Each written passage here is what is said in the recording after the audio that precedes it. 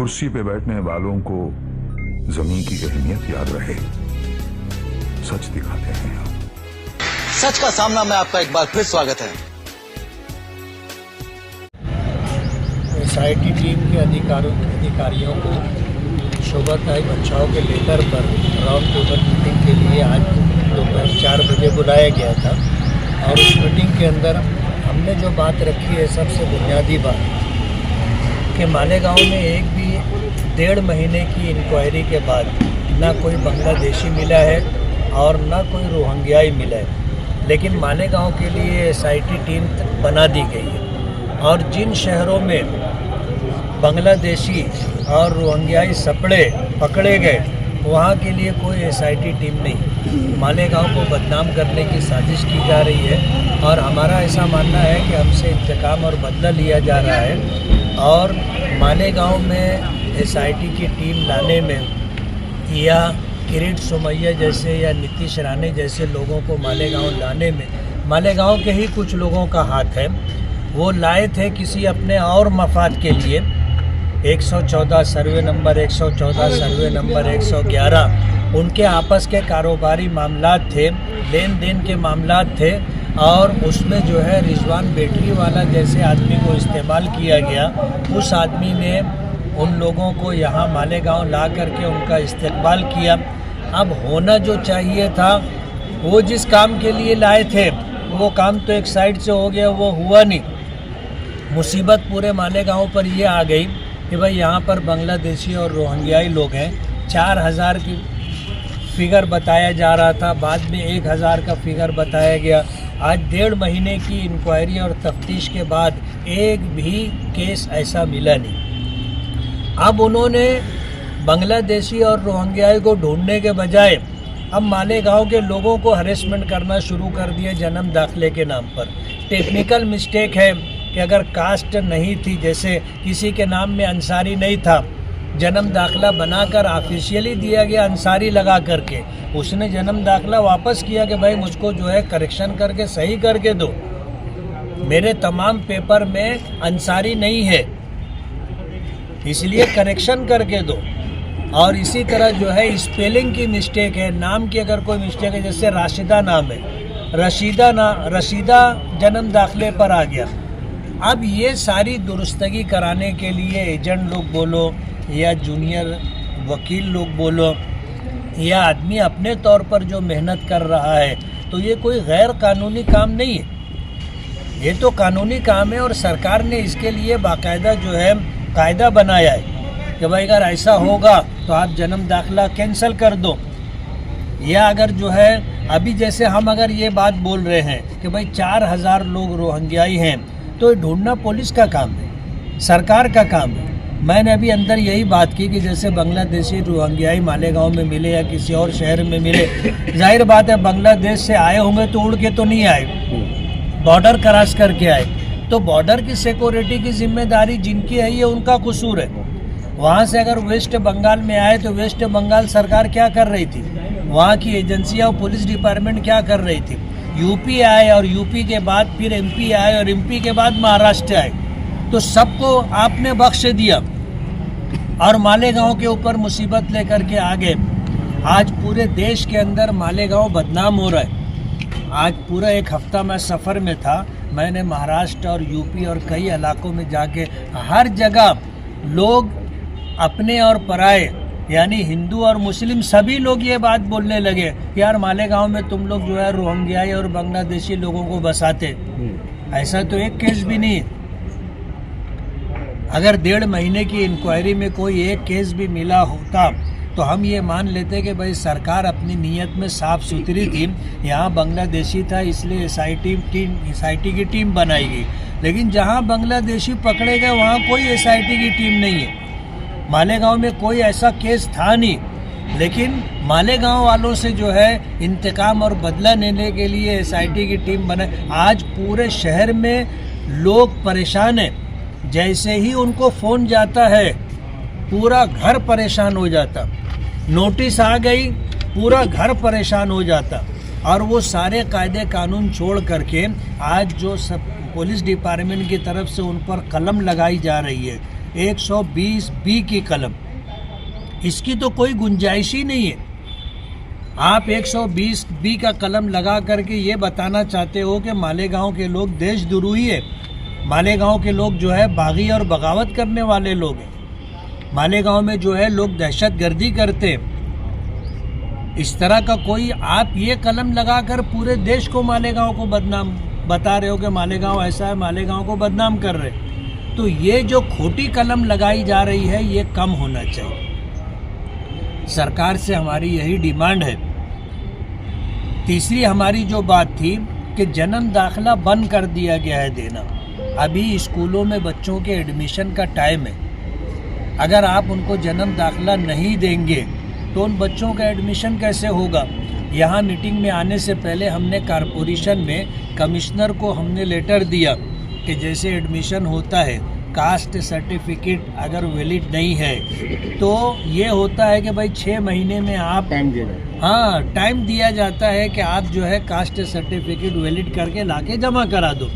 तो corporation primary स्कूलों में और इसी तरह जो है प्राइवेट स्कूलों को ये आदेश जारी करे कि भाई बच्चे जो आए जन्म दाखिले के बगैर, उनके माँ बाप के आधार कार्ड पर, उनके माँ बाप के जन्म दाखिले पर वो भारतीय हैं, इस बेस के ऊपर आप उनको एडमिशन दे दो और टाइम पीरियड दे दो कि सरकार जब अपना GR ख़त्म कर देगी या बदल देगी कि भाई अब जन्म दाखिला इशू हो तो उस टाइम वो जन्म दाखिला ला करके जमा करा देंगे। ये हमने डिमांड की है कि स्पेलिंग की मिस्टेक हो और अगर जो है कास्ट की मिस्टेक हो, ये सारी मिस्टेक जो है ये डिपार्टमेंट की है, ये लोगों की नहीं है। जन्म दाखिला बना के देना आपका काम है। हमारी चौथी डिमांड ये थी कि जन्म दाखिला कोई छीन के तो आपसे ले करके नहीं गया है। उसने अगर बोगस पेपर जमा कराए थे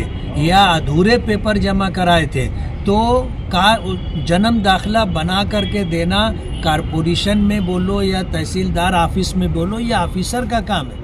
अगर इस बेस के ऊपर आप लोगों के ऊपर केस बना रहे हो, उनको अरेस्ट कर रहे हो, तो पहले इसमें गुनहगार बोलो, कसूरवार बोलो तहसीलदार है, ऑफिसरान है। आप उनको छोड़कर लोगों के ऊपर केसेस बना रहे। और अगर आपने लोगों पर केस बनाया है, एजेंट लोगों पर केस बनाया, आपने जो है एक वकील के ऊपर केस बनाया, अरेस्ट किया, इसी तरह और भी लोगों के ऊपर केसेस FIR रजिस्टर हुई है, तो ये तहसीलदार बोलो या इस डिपार्टमेंट से जुड़े हुए जितने लोग हैं, सबसे पहले कसूरवार वो हैं, उनके ऊपर केस बनना चाहिए। और कार्रवाई में आप कार्रवाई ऐसी करो कि इंसाफ दिख के आना चाहिए। ऐसा ना हो कि ये हम जैसे लोगों को बोलना पड़े कि सरकार हमारे साथ अन्याय कर रही है, सरकार जो काम कर रही है वो हमारे साथ जो है गलत हो रहा है। ऐसी बात नहीं आनी चाहिए। इसलिए इन जैसे मुतालबात को लेकर के हमने मीटिंग जो है मीटिंग में हम शरीक थे और हमारी मेंबर ऑफ पार्लियामेंट डॉक्टर शोभा ताई बच्चाओं ने ये मीटिंग के लिए लेटर दिया था और इस ताल्लुक़ से जो है मीटिंग हुई।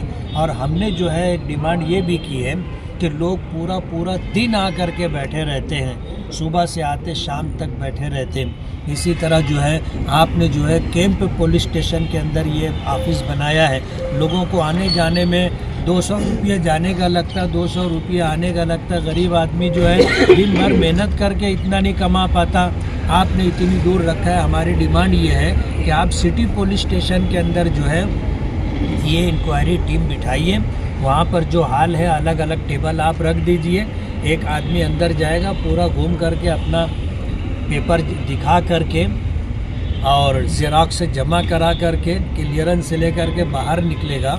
आप लोगों के माध्यम से हमारी एक डिमांड है जो हमने अंदर नहीं की, लेकिन आपके ज़रिए हम सरकार तक पहुंचाना चाहते हैं कि सरकार जिन लोगों की इंक्वायरी कर ले उनको जो है क्लियरेंस सर्टिफिकेट देवे कि इनके बारे में इंक्वायरी हुई और इंक्वायरी होने के बाद ये भारतीय हैं, बांग्लादेशी रोहिंग्याई नहीं है, उनको भारतीय होने का सरकार की तरफ से SIT टीम की तरफ से उनको सर्टिफिकेट देना चाहिए। ये ज़ुबानी आप तो हमसे पेपर ले रहे, लेकिन हमारे पेपर देखने के बाद आप हमको कोई पेपर नहीं दे रहे। आप जिस तरह ये जो पेपर 19 लोग जो गिरफ्तार हुए अभी, ये 19 लोग जिन पे मामला दर्ज है, उसमें से कुछ लोग जेल के सलाखों के पीछे चले गए। उनके रिहाई के ताल्लुक से कुछ बात हुई या फिर उसके बारे में एमपी मैडम या आप जो है वो कुछ बात हमने करेंगे? यही बात की है कि आपने जो कलम लगाई है, ये कलम आपने गलत तरीके से लगाई है।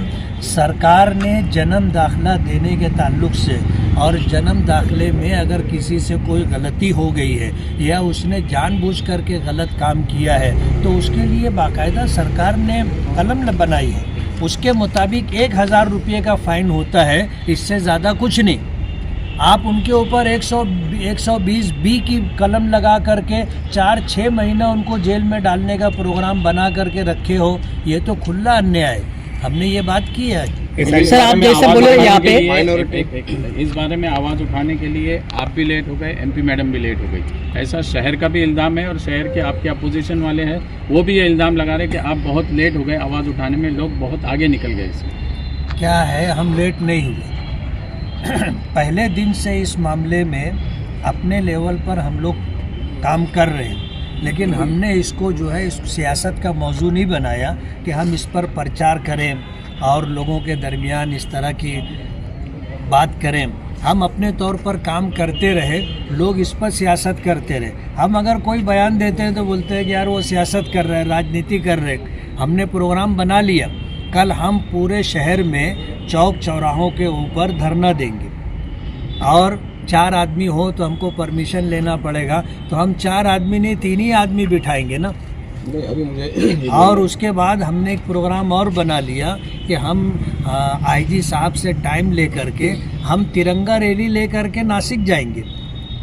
और जैसे मालेगांव को बदनाम करने के लिए इस तरह की बातचीत हुई है तो मालेगांव पर से बदनामी का ये दाग धुल जाए, उसके लिए अब हम लोग जो है मैदान में इस तरह अलग ऐलान आ करके काम करेंगे। सर जैसा आपने बोला कि इतना बड़ा अभी ये सब एसआईटी का प्रकरण चालू है, आप बोल रहे हैं कि झूठे दाखिले हैं, झूठे तरीके से अटक किया गया है, लेकिन आप सत्ता में है, आप चुन के आए, आपका फर्ज था मालेगांव के लिए कि आप मुख्यमंत्री से मिलना, एसआईटी से कमेटी से उप मुख्यमंत्री से मिलना, आप क्यों नहीं मिल पाया?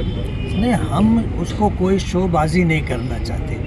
हमारे काम करने का जो तरीका है, हम खामोशी से काम करते हैं और आप सबको भी पता है। हमारा काम हो जाता तो लोग बोलते हैं तुम बैनर लगाओ, तुम प्रचार करो, तुम लोगों को बताओ, वरना जंगल में मोर नाचा किसने देखा। हमने ये सब काम नहीं किया है, लेकिन अब ये सब काम हम लोग करेंगे और लोगों को बताएंगे भी। सर आपने ये बोला कि मालेगांव से एक इंतकाम लिया जा रहा है, क्या है इंतकाम, उसका मतलब? मालेगांव के लोग या देश के लोग बहुत समझदार हैं, मेरे इस जुमले का मतलब वो लोग समझ सकते हैं। आपने पिछली बार बोला था कि दुख रहा कहीं और, इशारा कहीं और है क्या? बस बात वही है ना कि दर्द कहीं और है और दिखाया कहीं और जा रहा है। आप बोले आपको मालूम होगा तो कुछ ऐसा? नहीं, मुझसे ज़्यादा आपको मालूम। सर एसआईटी जिस काम के लिए निमी गई थी, क्या ऐसा लग रहा है कि वो अपने काम से मतलब आउट होगी और दूसरी तरफ मतलब जा रही है? बात वही है ना, हमने अंदर यही बात की कि आपको जो जिम्मेदारी दी गई थी बांग्लादेशी और रोहिंग्याई लोगों को ढूंढने की, वो तो एक साइड रह गए, आप दूसरा काम चालू कर दिए। अमरावती एसआईटी टीम को ये जिम्मेदारी नहीं दी गई थी, एसआईटी टीम जो काम कर रही है। अच्छा, एक बात और चल रही है, आखिरी सवाल, कि मालेगांव शहर में आप कह रहे हैं कि कुछ लोगों ने इनको लाया था इसके लिए, लेकिन अब ये इंक्वायरी महाराष्ट्र के कई शहरों में शुरू हो गई है, अलग अलग शहरों में, तो क्या ये वहाँ पर भी किसी ने उनको लाया है क्या? नहीं, आप जो बात बोल रहे हो, ये मुसीबत मालेगांव लाई गई है, ये लाई हुई मुसीबत है, मांगी हुई मुसीबत है, इसीलिए मालेगांव में ही सिर्फ एसआईटी की टीम है, वरना जहाँ बांग्लादेशी और रोहिंग्याई पकड़े गए हैं, जाहिर बात है जो पकड़े गए हैं इसका मतलब ये है कि और भी हो सकते हैं। सरकार को वहाँ एसआईटी टीम बनाना चाहिए था ना, सिर्फ वो मालेगांव मिला। सर वो होटल के फोटोज कब तक बाहर आ सकते हैं? आएंगे।